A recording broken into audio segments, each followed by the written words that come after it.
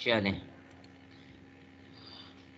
welcome to lecture 4 and we are still on our CLO1 and now we will go a step further. We have talked about solid fuels, liquid fuels. Now we are talking about gaseous fuels. When we talk about gaseous fuels, these objectives I expect you to know till the end of this lecture. A student at the end of this lecture will be able to understand the formation of natural gas. आपको मालूम होना चाहिए कि natural gas किस तरह बनती है. Understand the gas trapping mechanism. Gas trap क्या होता है? Trapping mechanism क्या होता है? Classify the different types of gaseous fuels. जिस तरह हमने सॉलिड को क्लासिफाई किया था, लिक्विड को क्लासिफाई किया था, अब गैस की बारी है क्लासिफाई करने के लिए. You should know the basic test on gaseous fuels, have an understanding of the storing and the transport of gas, know the advantages and disadvantages of gaseous fuels over the other type of fuels. Formation of natural gas. देखें, कल ही मैं आपसे यही बात कर रहा था कि नेचुरल गैस जो होती है ना, वो side by side with petroleum होती है. Petroleum and gas, they form by a similar process because both of them are different from coal in the way that they form with marine life, both animals as well as plants. Coal is the only element which is formed by only plant life. अब जरूरी नहीं है कि जहां पर आपको oil मिले वहां पर आपको गैस भी मिले. ये हाई चांस है कि जहां पर आपको गैस मिलेगी वहां पर आपको ऑयल मिलेगा, पर यह भी पॉसिबल है कि आपको कोई फील्ड में सिर्फ ऑयल मिले या कोई फील्ड में सिर्फ गैस मिले. ये पॉसिबिलिटी है. Am I with you? आप लोग को आवाज आ रही है? यस सर, आ रही है. यस सर आ रही है. यस सर आ रही है. तो ये पॉसिबिलिटी है कि आपको दोनों कंपोनेंट साथ मिले, आपको दोनों में से एक मिले, मगर उसका प्रोसीजर सेम है. नेचुरल गैस का उसका डायग्राम भी सेम है. अब देखें, formation of natural gas. Like oil, natural gas is a product of decomposed organic matter. Decomposed organic matter का क्या मतलब हुआ? बैक्टीरिया ने इसके ऊपर इफेक्ट किया है, डीकंपोजिशन की भी है. Typically from ancient marine microorganisms. Again, marine organisms, phytoplanktons, zooplanktons. Zooplanktons and fish animals को represent करती है. Phytoplanktons जो आपकी है वो आपके उसको represent करती है, plant life को. Deposited over the past 550 million years. Again, gas like coal and oil is a fossil fuel. It forms over a period of 550 million years ago, 550 million years. If it depletes, वापस नहीं आ सकती gas. It is finished. तो कभी कभी मैं आपसे ये question पूछ सकता हूँ कि what is the similarity between coal, oil, gas and what are the differences. पहली सिमिलैरिटी तो हो सकती है टाइम बेस्ड के ऊपर, दूसरी ये कि फॉसिल फ्यूल्स के ऊपर, तीसरी ये कि तीनों के अंदर वही कंडीशंस हैं, extreme high temperature, extreme high pressure as well as absence of oxygen. Differences क्या हैं? Coal is only made from plant matter, पहला डिफरेंस. दूसरा डिफरेंस आप दे सकते हैं कैलोरीफिक वैल्यूज के ऊपर, कैलोरीफिक वैल्यू का डिफरेंस हो सकता है. इस तरह के कोई स्मार्ट आंसर अगर आप कुछ भी देंगे, बिकॉज ये एक ओपन क्वेश्चन है, जरूरी नहीं है ये सारे क्वेश्चन डिफरेंसेस यहाँ पर मेंशन्ड हैं. अगर आपको उनकी थ्योरी और कॉन्सेप्ट मालूम है आप कुछ भी दे दें, बिल्कुल एक ओपन क्वेश्चन है ये. अच्छा, तो again it is made by both animal and plant remains being different from coal. Organic matter जो होता है is mixed with same process, mud, silt and sand on the sea floor. Sea floor के ऊपर ये जाकर mix होगा and gradually it will become buried with time. यानी ये एक दिन का खेल नहीं है. ये जो आपके डिपॉजिट्स हैं ये सी फ्लोर के ऊपर जाकर सेटल होंगे over a period of 550 million years और सो. ये डिपॉजिट होते रहेंगे, होते रहेंगे, होते रहेंगे, होते रहेंगे, लेयर एक बनती रहेगी. And as the layer keeps on accumulating, more force is going to be kept on adding. जब फोर्स आपकी बढ़ती रहेगी तो आपका प्रेशर बढ़ता रहेगा. ये ऑर्गेनिक मैटर है. और एक बात याद रखें, जो मैंने आपको पेट्रोलियम के अंदर बताना मैंने भूल गया था, मगर पेट्रोलियम एंड गैस के अंदर एक चीज़ होती है, ये जो ब्लैक ऑर्गेनिक मैटर होता है ना, जिससे ये पेट्रोलियम और गैस दोनों बनते हैं, इसको हम केरोजिन बोलते हैं। जब आप PRE पढ़ेंगे तो आप केरोजिन सुनेंगे, because kerosene is like the father of petroleum and gas. जब तक आपके पास वो ब्लैक मटेरियल नहीं हो जिसको केरोजिन बोलता जाएगा, तो आपको एंड प्रोडक्ट्स नहीं मिल सकते। तो KEROGEN, केरोजिन, read about it, but that is the organic matter from which petroleum and gaseous fuels are made. So अगर मैं ऑर्गेनिक मैटर की बात कर रहा हूं तो इसको मैं केरोजिन भी बोल सकता हूं। Is mixed with mud, silt and sand on the sea floor and gradually becomes buried with time. The conditions are same. Oxygen free environment means anaerobic conditions. Increasing amounts of heat and pressure.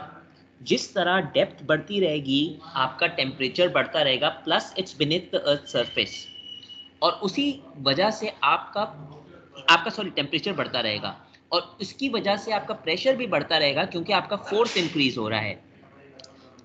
एक thermal breakdown process होती है which takes place, and this thermal breakdown process results in hydrocarbons. जब आप hydrocarbon की बात करते हैं तो स्पेसिफिकली हाइड्रोकार्बन होगा कार्बन एंड हाइड्रोजन। हाइड्रोकार्बन के अंदर ऑक्सीजन का प्रेजेंस नहीं हो सकता, इसलिए जो आपकी नेचुरल गैस है that is a hydrocarbon, it is that does not contain oxygen. The lightest of these hydrocarbon exist in gaseous state. जो सबसे लाइट होंगी ना इन हाइड्रोकार्बन्स की, हाइड्रोकार्बन्स कैन बी मैनी, कोई हैवी हाइड्रोकार्बन भी हो सकता है, मगर हैवी हाइड्रोकार्बन पेट्रोलियम की तरफ चला जाएगा, फिर वहां पर फर्दर कंपोनेंट्स हो जाएंगे। So the lightest of these hydrocarbons will exist in a gaseous state under normal conditions. They are collectively known as natural gas. ये जो लाइटेस्ट हाइड्रोकार्बन्स हैं नॉर्मल कंडीशंस के अंदर, ये कलेक्टिवली नोन है नेचुरल गैस के लिए। प्योर फॉर्म के अंदर आपकी जो नेचुरल गैस है वो कलरलेस होगी, उसका कलर नहीं होगा, ओडरलेस होगी, स्मेल नहीं होगी। And main component of natural gas is methane, and methane itself is a hydrocarbon, simplest basic hydrocarbon CH4। Methane से छोटा कोई हाइड्रोकार्बन नहीं हो सकता। Once natural gas is formed, it depends upon two important characteristics of the surrounding rocks.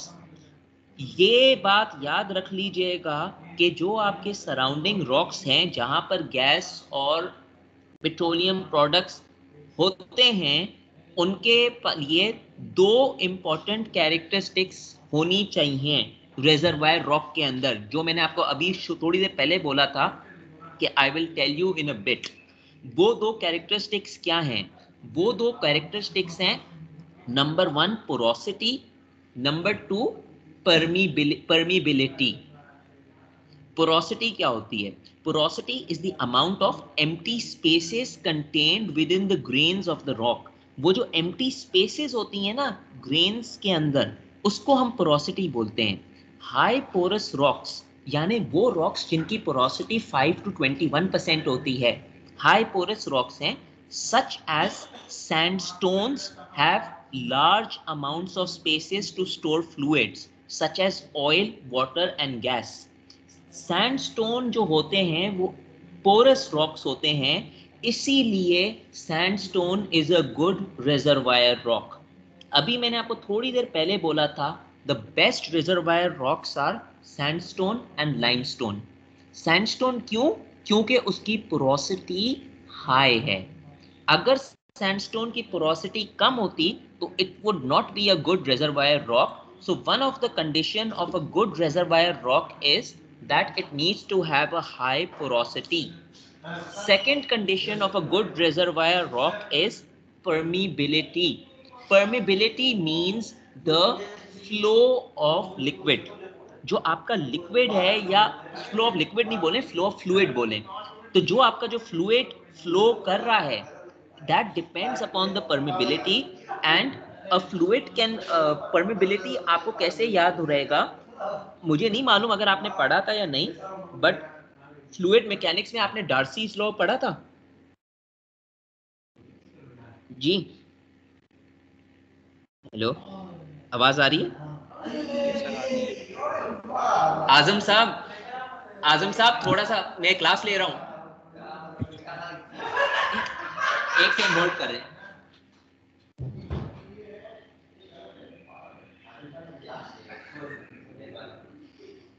तो आप देख सकते हैं कि परमेबिलिटी जो है ना वो डार्सीज लॉ के ऊपर रिलेट करती है।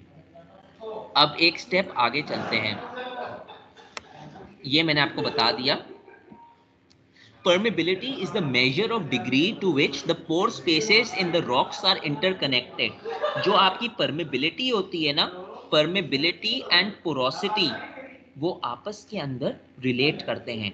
यानी एक परमेबिलिटी जो आपकी है वो आपके पोर स्पेसेस से इंटरकनेक्ट कर रही है, यानी permeability and porosity go hand in hand. A highly permeable rock will allow gas liquids to easily flow through the rock. यानी वो रॉक जो हाईली परमिएबल होगा तो गैस और लिक्विड इजीली उसके अंदर फ्लो कर सकते हैं। While a low permeability rock will not allow fluids to pass through. ऐसा कोई रॉक हो जिसकी परमेबिलिटी कम है तो आपके जो फ्लूइड हैं वो उसके अंदर पास हो ही नहीं सकते। एक दफा natural gas forms, it will rise through the pores towards the surface. Once the natural gas is formed, वो जो आपके पोर्स है ना, यानी आपके रॉक्स जो पोरस रॉक्स हैं उसके पास से वो सरफेस से राइज करना शुरू हो जाती है। And most of the gases found today is due to the migration into higher porous and permeable rock. आज जो गैस फॉर्म हो रही हैं वो माइग्रेशन प्रोसेस से हो रही है। माइग्रेशन प्रोसेस क्या थी? माइग्रेशन प्रोसेस वही प्रोसेस थी जो मैंने आपको पहले बताया था कि शेल से, जो आपके शेल या सोर्स रॉक से मूवमेंट हो रही थी towards the reservoir rock, that was the migration process. एक जगह से वो दूसरी जगह माइग्रेट कर रहे हैं। और कीवर्ड देखें, is found today due to the migration into higher porous and permeable rock. ये वर्ड आपको क्या बता रहा है?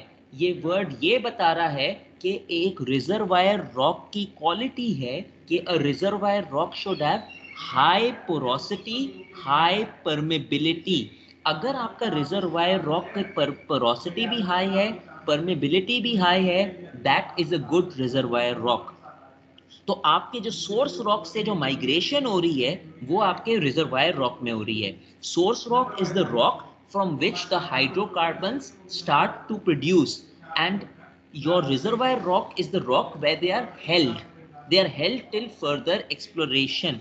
And the process from source rock towards the reservoir rock is called migration, and the migration will depend upon the porosity and the permeability of the rock.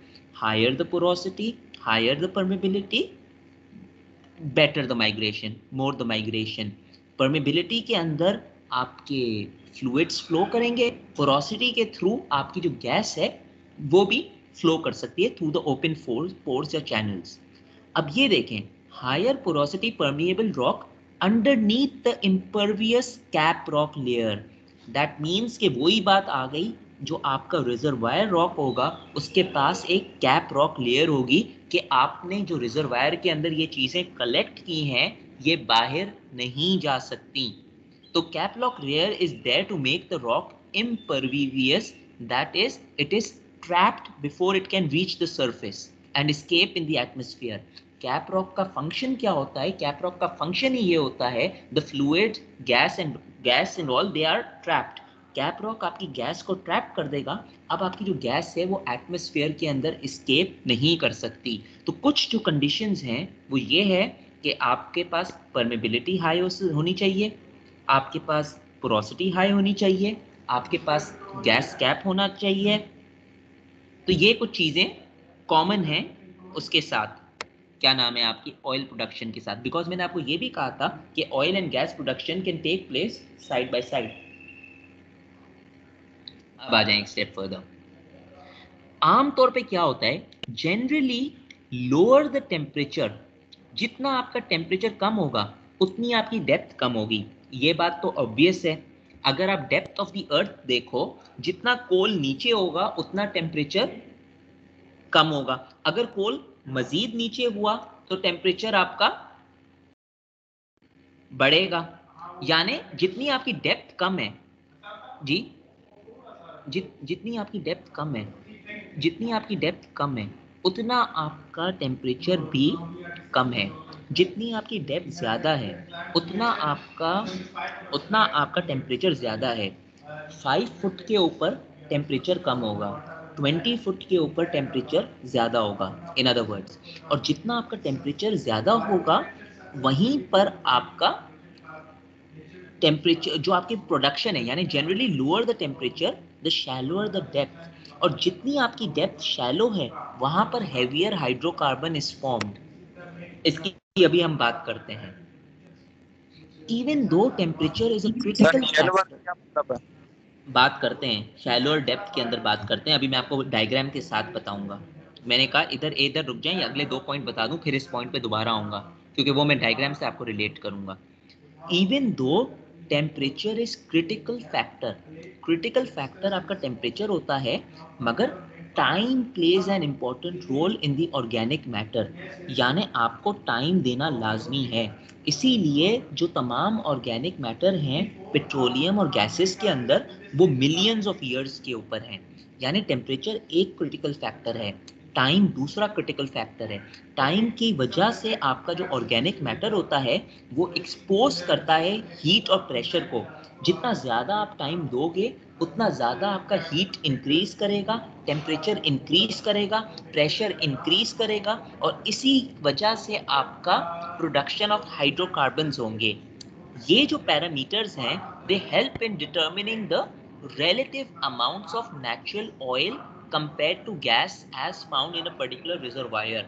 ये जो parameters है ना, टेम्परेचर, प्रेशर और टाइम, ये depend करते हैं कि आपका रिजर्वायर जो है वो गैस एंड ऑयल है, या वो रिजर्वायर ओनली गैस है, या वो रिजर्वायर ओनली ऑयल है, या उस रिजर्वायर के अंदर ऑयल ज़्यादा है गैस कम है, या गैस ज़्यादा है ऑयल कम है। ये पैरामीटर्स डिटरमिन करते हैं। Let's talk about it. अब जो आपका जो एक पॉइंट था डेप्थ और शैलोअर की बात करते हैं, ये डायग्राम आपको एक्सप्लेन करेगा। I will move my mouse so you can see it better. Let's talk about depth first. If you look on this axis, depth means 5000 foot.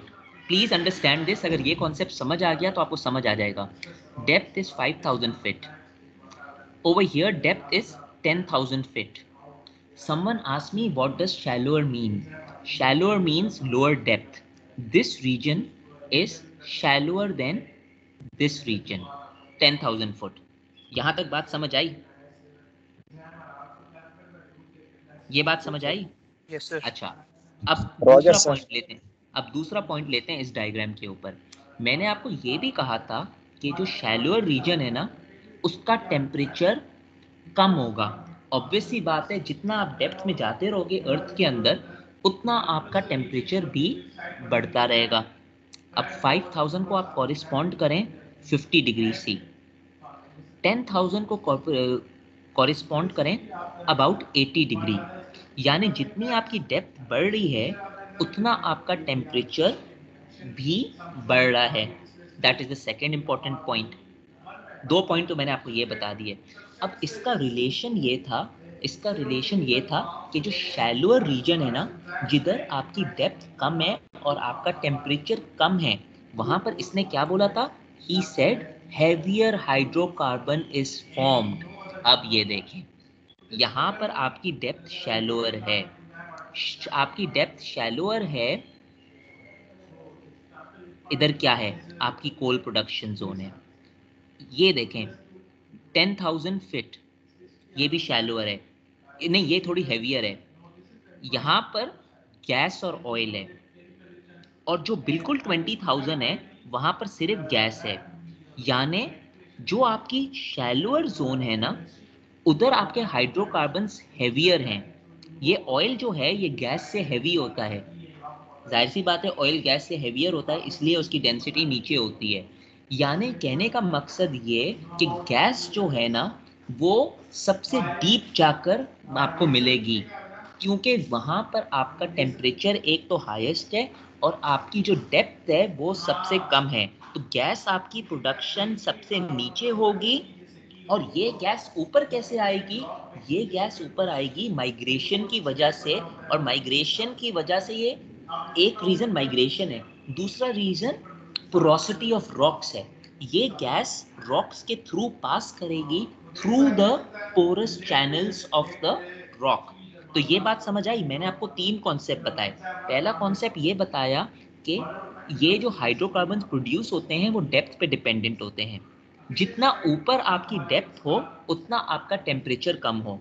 फर्ज करें आपका डेप्थ नीचे आ रहा है तो आपका टेम्परेचर कम आ रहा है, मगर इस रिलेशन के साथ ये भी होता है कि जहां पर आपकी डेप्थ कम है वहां पर हेवियर हाइड्रोकार्बन फॉर्म्ड होता है, और जहां पर डेप्थ आपकी ज्यादा हो रही है वहां पर आपका लाइटर हाइड्रोकार्बन फॉर्म हो रहा है। अगर ये आप देखें 0 से लेकर 3000 तक, तो लोअर डेप्थ के ऊपर हेवियर कोल फॉर्म हो रहा है, और कोल को देखें, कोल कितना ज्यादा कोल फॉर्म हो रहा है। लोअर डेप्थ पे देखें कोल की वैल्यू कितना कम कोल फॉर्म हो रहा है। सिमिलरली ऑयल को देख लें, लोअर डेप्थ के ऊपर ऑयल इतना फॉर्म हो रहा है, हेवियर के ऊपर ऑयल कम हो रहा है। अगर आप ऑयल और गैस को रिलेट करें, ये जो जोन है, इस जोन का मतलब यहाँ पर ऑयल भी फॉर्म हो रहा है, यहाँ पर गैस भी फॉर्म हो रही है, but again it is dependent upon the depth. So based on these parameters, यानी based on temperature, based on depth, based on pressure and based upon the time, time is an important parameter. ये जो तमाम parameters हैं, इनके जरिए आप ये मालूम कर सकते हो कि आपके रिजर्वायर के अंदर ऑयल ज्यादा है, गैस ज्यादा है, या दोनों हैं, और प्रोपोर्शन क्या है, या कुछ नहीं है। फॉर एग्जाम्पल, अगर आपका रिजर्वायर इस जोन के अंदर है तो आपको मालूम है इस जोन के अंदर there is no oil in your reservoir. अगर आपका रिजर्वायर इस जोन के अंदर है तो आपको मालूम है कि there is both gas as well as oil in your reservoir, but the proportion of oil is more compared to gas because the depth is low, depth is low, temperature is low, so the heavier hydrocarbon is going to be formed over here. In this region it is still a two component region. There is oil, there is gas, but the oil is significantly less than the gas because there's a greater increase in depth, and that factor dominates, depth versus temperature. कोई, अब वो जिन्होंने मुझसे सवाल पूछा था ये shallow का मतलब क्या है, आपको बात समझ आई? ये जो पूरा ये Yes, sir. ये जो पूरा पॉइंट है ना, generally lower temperature and shallower the depth, इधर सिर्फ 2 लाइनें लिखी हैं, मगर पूरी रिकॉर्डिंग में मैंने आपको ये पूरा ग्राफ इन 2 लाइनों के अंदर समझा दिया कि ग्राफ क्या है। तो अगर मैं आपको पेपर में ये ग्राफ दूं और एक्सप्लेन करने को दूं, तो आपको मालूम होना चाहिए कि इस ग्राफ का एक्सप्लेनेशन क्या है, किस तरह मैं इसको एक्सप्लेन करूंगा। मैं आपको ये ग्राफ दे दूं और मैं आपको बोल दूं discuss the phenomena shown in this graph, simple. तो आपको रिलेट करना पड़ेगा डेप्थ को, आपको रिलेट करना पड़ेगा टेम्परेचर को, आपको रिलेट करना पड़ेगा कि कितना आपका हाइड्रोकार्बन किस चीज पे डिपेंड करता है। क्लियर हो गई बात? ये गैस और ऑयल एक जगह पे मतलब कहाँ पे आएगा, मतलब जहाँ पे दोनों कंपोनेंट सेम होगा? क्या हुआ? मैं कह रहा हूँ कि जैसे आपने बताया कि ऑयल और गैस ये एक साथ भी आ सकते हैं। बिल्कुल आ सकते हैं। जैसे कि ये लाइन के ऊपर, जैसे आपने ये लाइन बनाई हुई है, इसके ऊपर डिपेंड कर रहा है या फिर? देखें, ये मैंने नहीं बनाया, ये एक डमी फिगर बना हुआ है, सही है। ये बाय साथ आने का मतलब ये है कि ऑयल एंड गैस उसी रिजर्वायर में साथ आना, but obviously the gas is going to be higher than the oil जहां पर आपकी फाइंड हो रही है, because the gas is less dense than oil. और एग्जैक्ट लोकेशन आपको जियोलॉजी बता सकती है या साइज्मिक्स बता सकती है, यानी जियोफिजिक्स बता सकती है। ये पेट्रोलियम इंजीनियरिंग या पेट्रोलियम इंजीनियरिंग का काम नहीं है, ये जियोलॉजिस्ट का काम है एग्जैक्टली बताना। पेट्रोलियम इंजीनियरिंग का काम क्या है कि आपको वहां से उसको सिर्फ एक्सट्रैक्ट करना, ड्रिल करना। देखें, चलें, अब आपने सवाल पूछ लिया है तो मैं आपको बता देता हूँ। जब आप ये जो असल में आप ऑयल और गैस निकालते हो, ये एक टीम के अंदर काम होता है।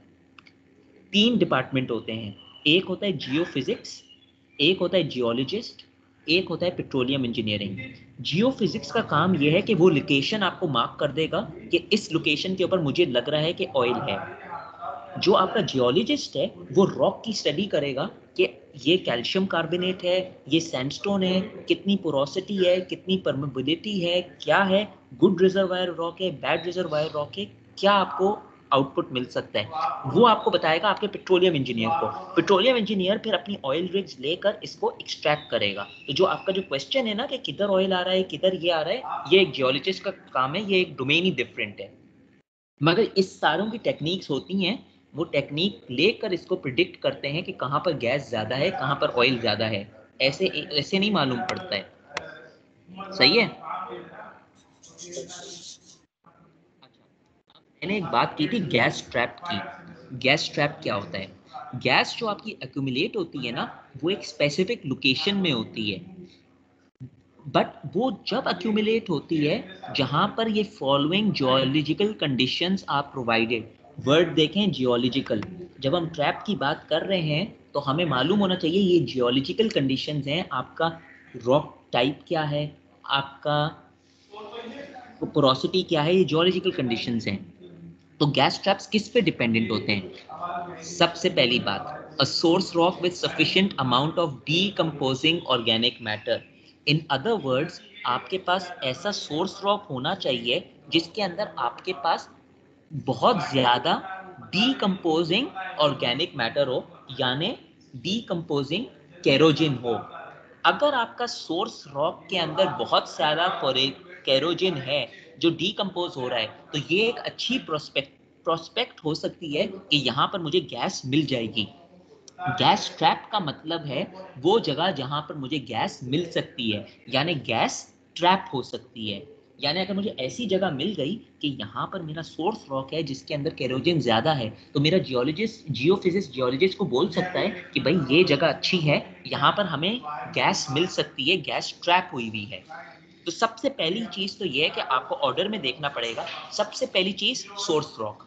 सही है, आपको आपके सोर्स रॉक से केरोजिन मिल गई। पॉइंट 2 पे आ जाएं। जब आपको आपका सोर्स रॉक मालूम पड़ गया, फिर आप जाते हैं अपने रिजर्वायर रॉक के ऊपर। Reservoir rock with a favourable amount of porosity and permeability. That means कि आपका रिजर्वायर रॉक की पोरोसिटी और परमेबिलिटी अच्छी होनी चाहिए। अगर आपके सोर्स रॉक में आपके पास बहुत सारा केरोजिन है, यानी डीकंपोजिंग मैटर है, मगर आपका पोरोसिटी और परमेबिलिटी रिजर्वायर रॉक में इतनी कम है कि वो निग्लिजिबल है, that is not a good place to extract. आप लॉसेज में जाओगे। थोड़ा सा ऑयल एक्सट्रैक्ट करने के अंदर आप बिलियंस ऑफ रुपीस लगाओगे उसको एक्सट्रैक्ट करने में, इकोनॉमिकली फीजिबल नहीं है। तो सोर्स रॉक के बाद आपको आपका रिजर्वायर रॉक देखना पड़ता है, और रिजर्वायर रॉक में आपको ये देखना पड़ता है कि आपके पास उसकी परमेबिलिटी और पोरोसिटी ज़्यादा है या कम है। अगर फेवरेबल है तो आप आगे चलो, अगर फेवरेबल नहीं है तो आप अपना लोकेशन चेंज कर दो, आप कोई और लोकेशन ढूंढो जहां पर कोई और सोर्स रॉक है। तो आपने आपका रिजर्वायर रॉक देखा, favourable amount of porosity and permeability. Again, I repeat, best examples are sandstone. Sandstone is the best example of reservoir rock, and some limestones. कुछ limestones होते हैं which have a good migration path from the source rock. Good migration path क्यों होता है? अगर आप कभी terminology देखें गुड माइग्रेशन पाथ, तो आप समझ जाएं इसका मतलब ये हुआ कि इस रिजर्वायर रॉक की पोरोसिटी भी ज्यादा है, परमेबिलिटी भी ज्यादा है, because the migration path depends upon the porosity and the permeability. अगर उसकी पोरोसिटी और परमेबिलिटी कम होगी तो आपका गैस या फ्लूइड माइग्रेट कर नहीं पाएगा। So migration is directly linked with the porosity and the permeability of your reservoir rock. दोनों चीजें आपने देख ली। जब अच्छा आपको ये दोनों चीजें मिल गई, फिर आप ऑर्डर में जाएं। The presence of rock formation और layer above the reservoir rock. ये लेयर क्या होती है? देखें, पूरे रिजर्वायर रॉक की परमेबिलिटी हाई होती है, मगर उस रिजर्वायर रॉक के ऊपर एक लेयर होती है जो एंटीक्लाइन भी जिसको हम बोलते हैं या एक कैप सील बोलते हैं, उसकी परमेबिलिटी कम होना लाजमी है। अगर उसकी परमेबिलिटी भी हाई हो तो आपका सारा रिजर्वायर तो फ्लो कर बाहर चला जाएगा, यही तो आप नहीं चाहते हो।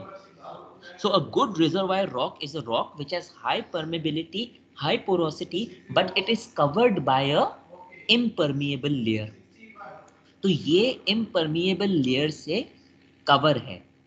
This has a low permeability, so ये सील कर लेता है। ये किस चीज को सील करता है? ये आपके रिजर्वायर को सील कर लेता है, और ये सील करने के बाद आपकी गैस को एस्केप करने से रोकता है। और इसके क्या एग्जांपल्स होते हैं? Clay, salt and again shale. ये 3 एग्जांपल्स हैं। अच्छा, ये जब 3 चीजें हो गई, फिर आप ट्रैप के ऊपर जाते हो। The presence of a trap preventing further escape of the gas. यानी पहले तो एक कैप रॉक होता है, कैप रॉक के बाद एक चीज होती है जियोलॉजी के अंदर जिसको हम ट्रैप बोलते हैं। ये यानी एक सेकंड चीज दे रहे हो आप अपना जो रॉक है उसको एक सेकंड बाउंड्री दे रहे हो, या सेकंड प्रोटेक्शन दे रहे हो, डबल प्रोटेक्शन दे रहे हो कि मेरे पास एक सेकंड लेयर है कि मैं इंश्योर कर लूं कि मेरी गैस एस्केप नहीं करे। due to the density, definitely gas भी fluid है, oil भी fluid है। Due to the density, the oil will accumulate over water layer, and if gas is present, common word देखें, if gas is present, इसका मतलब ये clearly बोल रहा है कि लाजमी नहीं है कि जहां आपको ऑयल मिले वहां आपको गैस भी मिले। अगर गैस नहीं मिलती है तो सिर्फ ऑयल होगा, अगर ऑयल नहीं मिलता तो सिर्फ गैस होगी। अगर दोनों मिलते हैं, if gas is present, it will accumulate over the oil because of the density differences and thus be collected in the highest part of the trap. जो आपका ट्रैप है ना, उसके अंदर जो हाईएस्ट पोर्शन है उसमें आपको गैस मिलेगी। तो ये 4-5 चीजें आपको देखनी पड़ती है। इनिशियल पॉइंट आपका सोर्स रॉक है, going to the reservoir rock. Reservoir rock के अंदर आप माइग्रेशन की भी बात कर लेते हैं, क्योंकि सोर्स रॉक और रिजर्वायर के बीच में माइग्रेशन होता है। उसके बाद आपको आपका रॉक फॉर्मेशन की बात होती है, यानी कैप रॉक, या उसके बाद जो सील फर्दर होती है लो परमेबिलिटी की। फिर आप ट्रैप की बात करते हो, और फाइनली डेंसिटी की। तो ये वही डायग्राम है जो आप देख चुके हो। ये जो पूरा रीजन है ना, ये जो पूरा रीजन है, this is your trap region. Your trap के अंदर your gas is the highest point. अगर ऑयल प्रेजेंट हो तो it is above the oil, and that is above the water. सही है, बात समझ आई? तो that is the whole phenomena of the gas trap. तो अगर आपको गैस ट्रैप के बारे में आंसर लिखना हो तो ये सारे प्रोसीजर्स आपको लेने पड़ते हैं। अब आ जाएं क्लासिफिकेशन ऑफ गैस फ्यूल्स के ऊपर। अब हमने अपनी गैस निकाल ली, हमें गैस मिल गई। The gaseous fuels are classified in the following board categories: natural gas, water gas, producer gas, liquefied petroleum gas जिसको हम एलपीजी बोलते हैं, और बायोगैस। वैसे तो इनको फर्दर हम 3 में इसलिए डिवाइड कर सकते हैं, एक हम नेचुरल टाइप्स ऑफ गैस बोल सकते हैं, एक हम बायो टाइप ऑफ गैस बोल सकते हैं, और तीसरी हम पेट्रोलियम गैसेस बोल सकते हैं। एलपीजी आता है पेट्रोलियम गैसेस में। नेचुरल गैस क्या होती है? Natural gas is always found above the oil in the oil well. Oil well के ऊपर जो गैस होगी ना, वो नेचुरल गैस होगी, वो नेचुरली बन रही है। अच्छा, अब ये आपको मालूम होना चाहिए कि ये 5 गैस को आप किस तरह डिफाइन कर सकते हैं, या किस तरह आपको डिफरेंस होना चाहिए।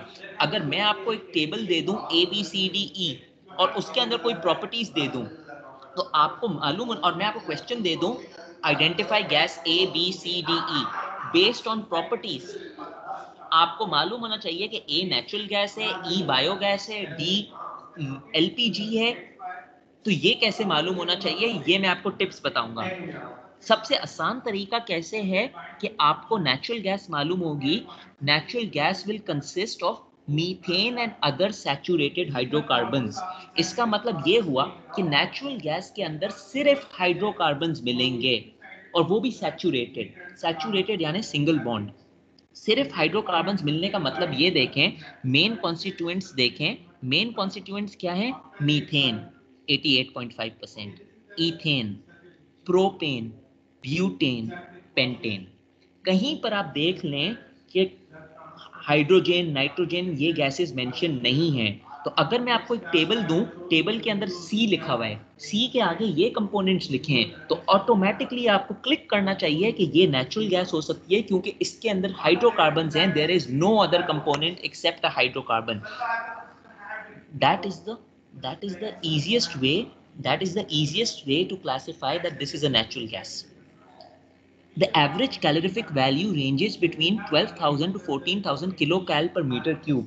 I know the unit for calorific value is energy per kg, but यहाँ पर इन्होंने यूनिट वॉल्यूम के इसलिए दिए क्योंकि ये गैसेस से डील कर रहे हैं, तो गैसेस के अंदर ये वॉल्यूम को इनकॉर्पोरेट कर रहे हैं. पर मीटर क्यूब कितनी वो होती है. तो ये आपको समझ आ गया फर्क कि नेचुरल गैस को कैसे आइडेंटिफाई कर सकते हैं.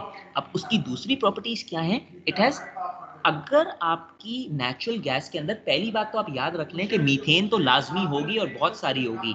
अगर मीथेन के बाद इट हैज लोअर हाइड्रोकार्बन्स, यानी मीथेन के बाद इसके पास ईथेन है, तो हम इसको लीन गैस कहेंगे या ड्राई गैस कहेंगे. सपोज मेरे पास 95% मीथेन आ जाती है, 5% ईथेन आ जाती है, तो ये लीन गैस है या ड्राई गैस है. प्रोपोर्शन ईथेन का ज्यादा है. मगर अगर मैं ये बोलूं कि if along with methane, methane लाजमी दोनों में होगी, if along with methane there is a composition of higher hydrocarbons such as propane and butane, then हमारी नेचुरल गैस क्या कहलाएगी. वेट गैस या rich gas. So how can you differentiate whether your natural gas is a wet gas or a rich gas? You can differentiate it based on the type of hydrocarbon inside the gas.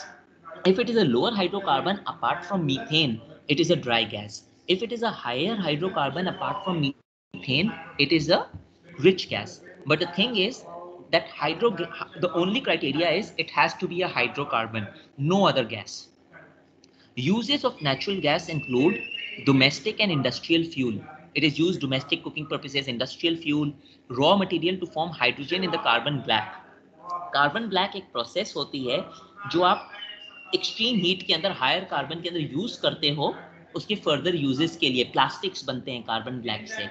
तो इस process के लिए यह raw material use किया जाता है. And natural gas is also use to generate electricity in fuel cells. Main uses of natural gas. कोई depth में नहीं जाना, you should just know how to classify it. Water gas, जिसको हम blue gas भी बोलते हैं.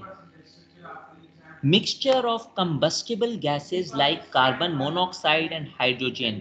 इंपॉर्टेंट वर्ड देखें, कंबस्टिबल गैसेस जो फर्दर कंबस्ट हो सकती हैं, प्रोड्यूस होती हैं, कार्बन मोनोऑक्साइड एंड हाइड्रोजन, ये फर्दर कंबस्ट हो सकती हैं. तो अगर मैंने आपको टेबल में इस तरह की gases they the, you should no कि वाटर गैस है, या कोई और प्रॉपर्टी दे दी.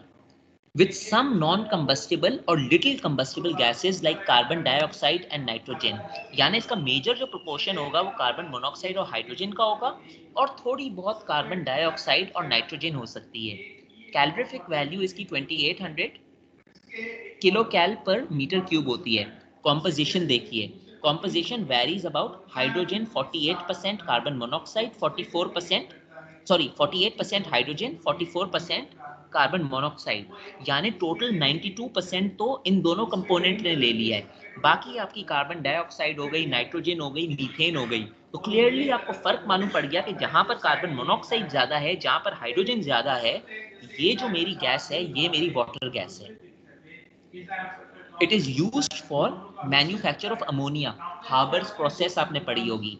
हार्बर्स प्रोसेस के लिए वाटर गैस यूज होती है, लाइटिंग और हीटिंग के लिए यूज होती है, और इसके अलावा ये मैन्युफैक्चर करती है मिथाइल अल्कोहल को.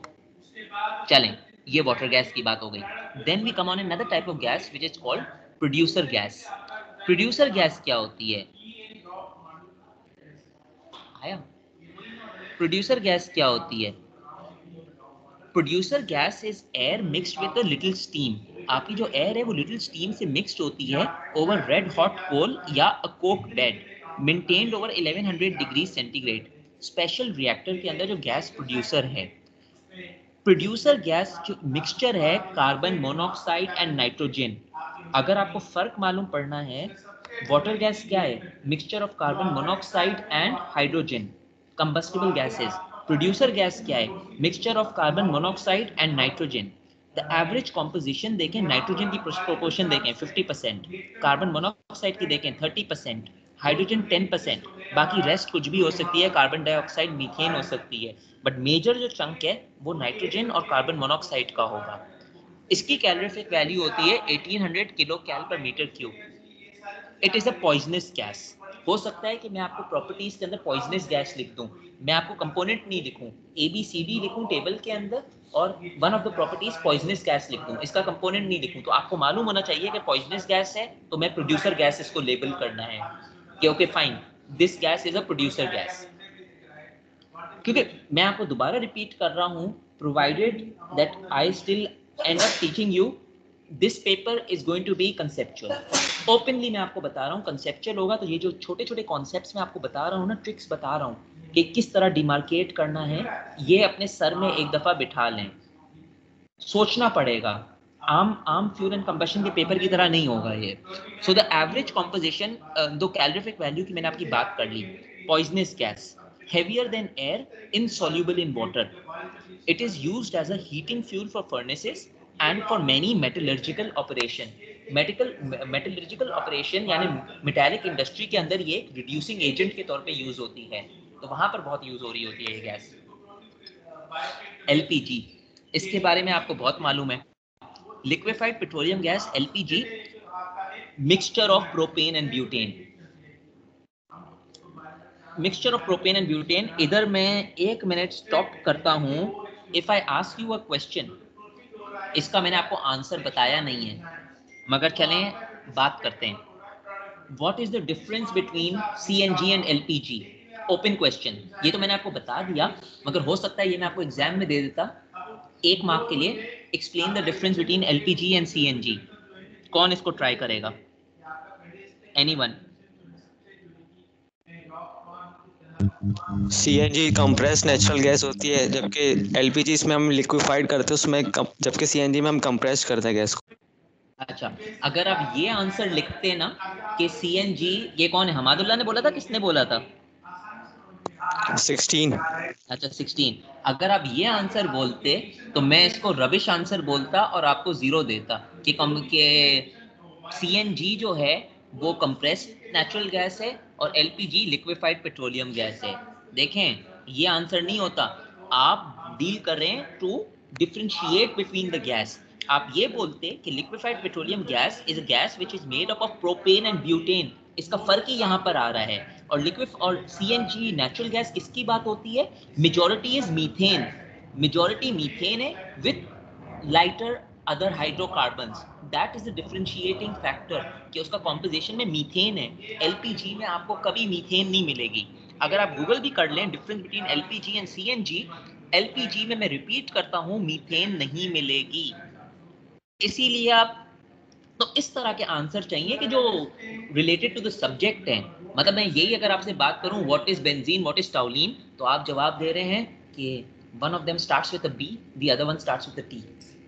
ये आपका आंसर हुआ उसका। मतलब इसी तरह मैंने इसको देखा कि one is compressed, one is liquefied. तो जब मैं आपसे बात करूं तो आप उसके बारे में बात करें कि उसका वो क्या है, कंपोनेंट्स क्या हैं।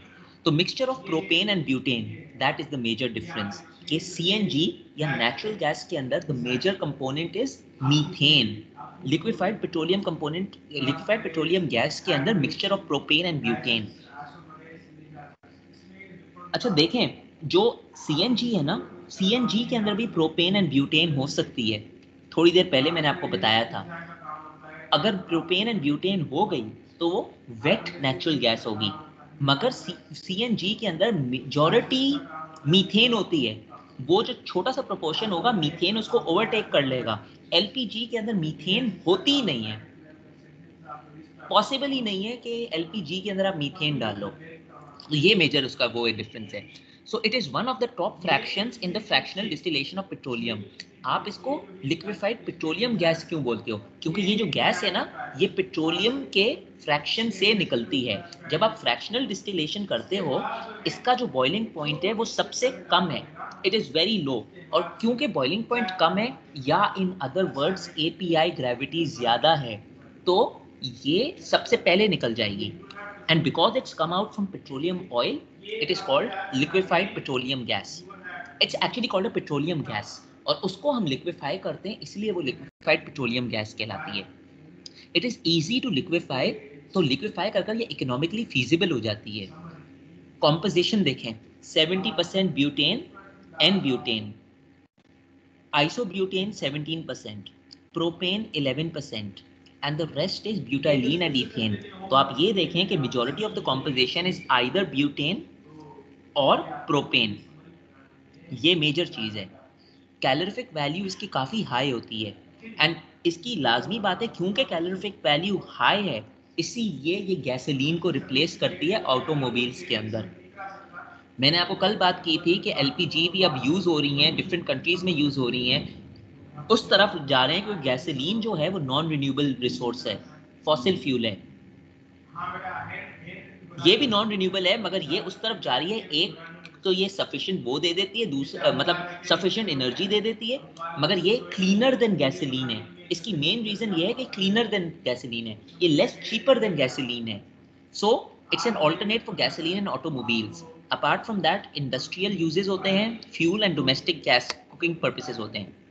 बायोगैस, बायोगैस के लिए दो कंडीशन आपको लाजमी मालूम होनी चाहिए। इसके अंदर आप कार्बन को नहीं मालूम कि डायरेक्ट उसको नहीं मालूम कर सकते कि मतलब डायरेक्ट प्रोपोर्शन की रेंज करते हैं, बट इसकी जो मेन कंडीशन है ना वो ये है कि it is produced by fermentation.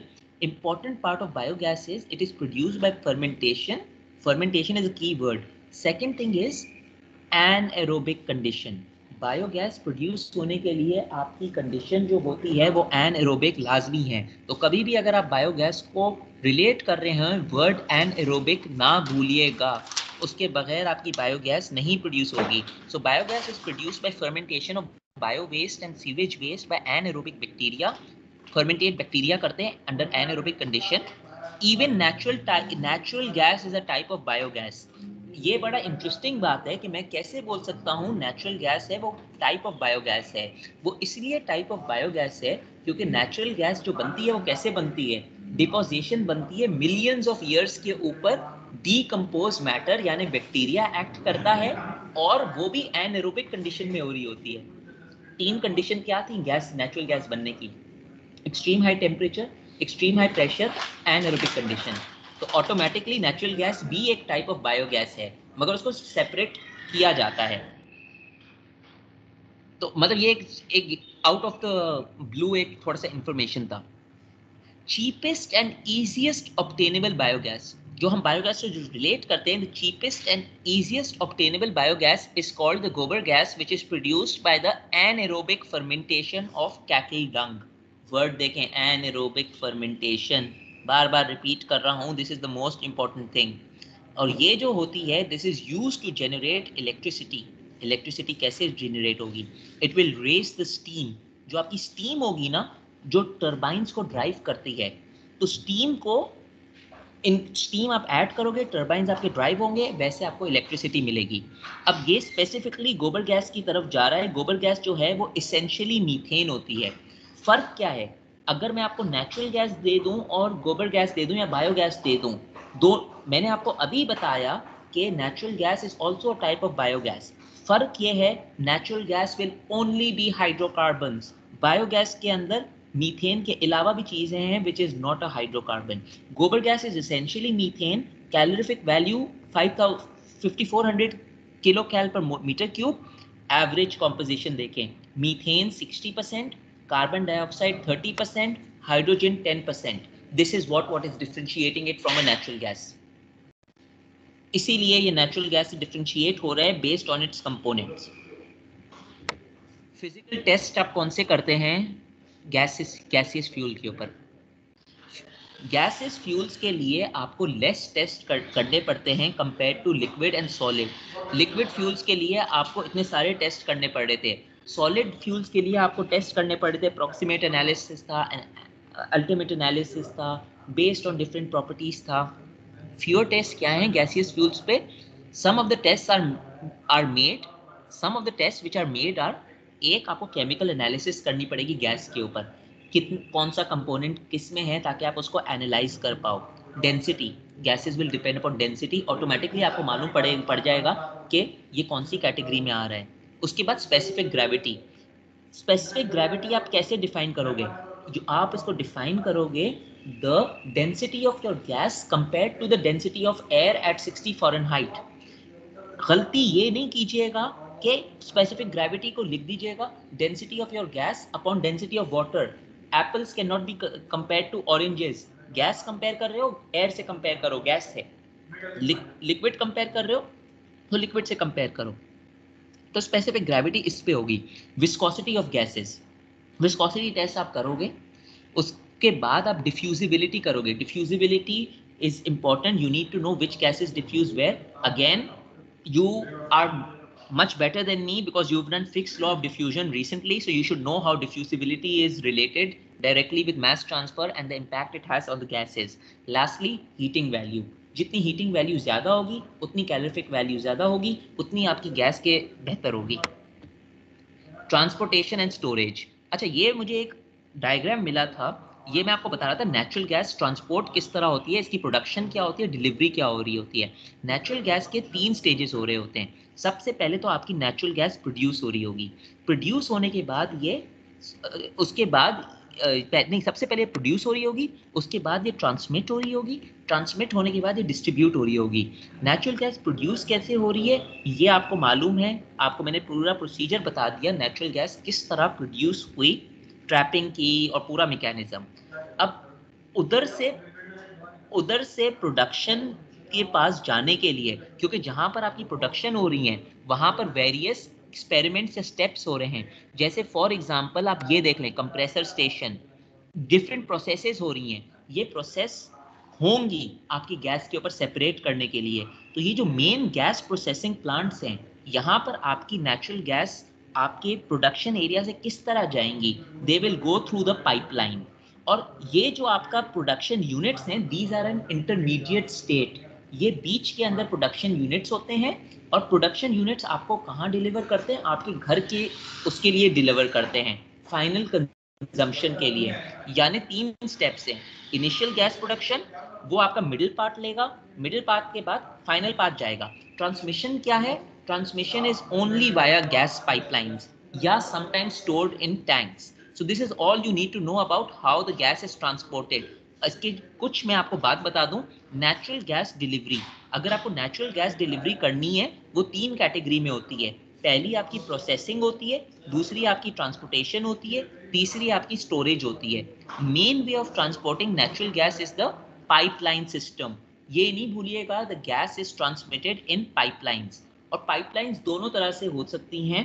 Pipeline can be inter country and outside country. यानी अगर आपने ये भी देखा है कि पाकिस्तान जब अपने नेबर से कनेक्टेड है तो वहाँ भी गैस पाइपलाइन सिस्टम से कनेक्टेड है, और पाकिस्तान जब विद इन पाकिस्तान प्रोवाइड करता है तो यहाँ भी पाइपलाइन कनेक्टेड है। तो पाइपलाइन दोनों तरह की होती हैं। क्योंकि ये नेचुरल गैस अमेरिका में हुई थी, ये बात कर रहा था within the state and outside the state.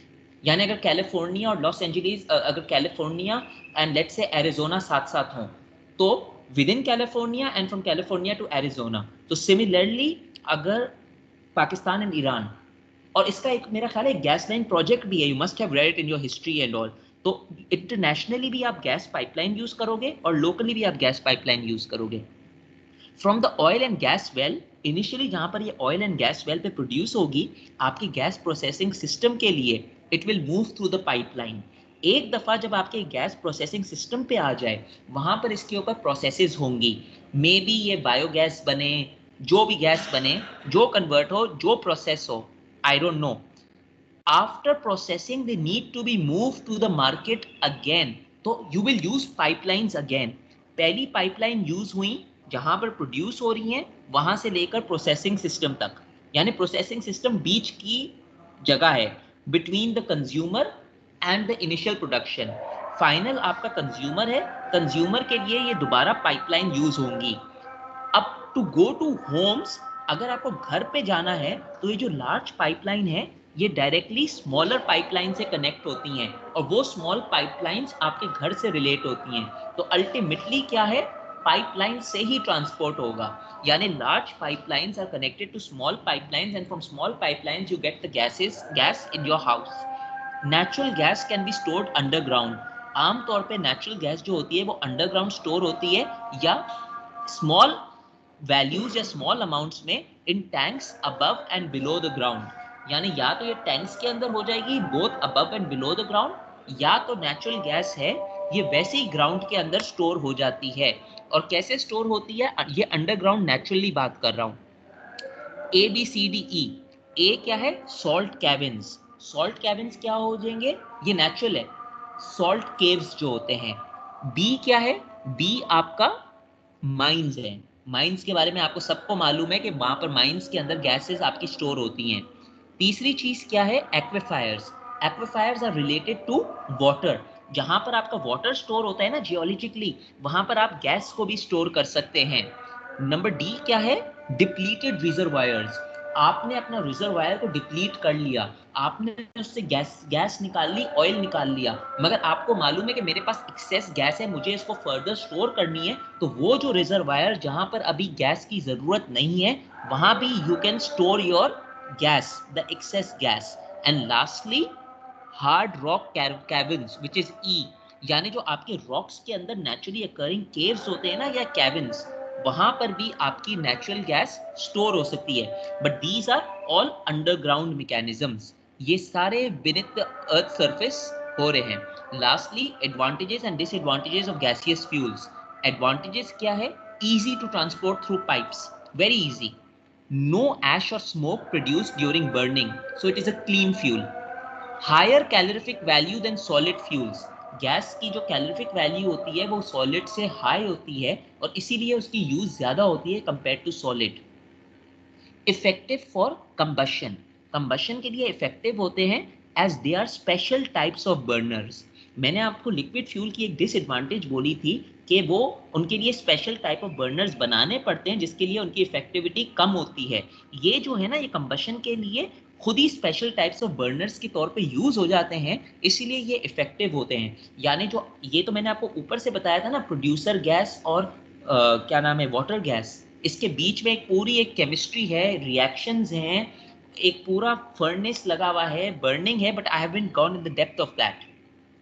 तो these are effectively used and special types of burners. The main disadvantages are that gas is highly risky.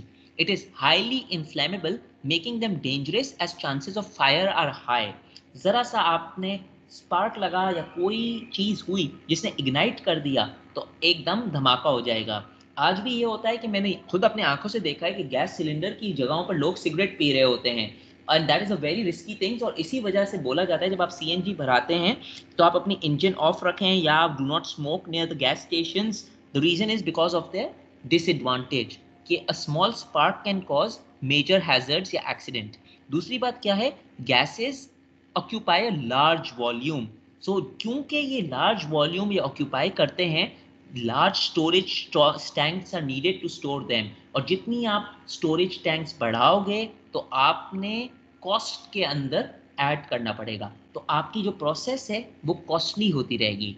Lastly harmful as the release carbon dioxide. Many of these gases, या अगर natural gas भी है या दूसरी gas भी हैं, ये processes पे डील करती हैं और ये कार्बन डाइऑक्साइड रिलीज करती हैं। वैसे तो हम बोलें carbon dioxide is not harmful for us, but carbon dioxide is the main constituents of the green house gas and the green house gas depletes the ozone layer, so automatically that is affecting us. तो क्योंकि majority of these gases they produce carbon dioxide will affect the ozone layer, it is a harmful greenhouse gas, so it is a very disadvantageous reason for gaseous fuel. Then I've given you some references, you can go over them and do what you want with them. यहाँ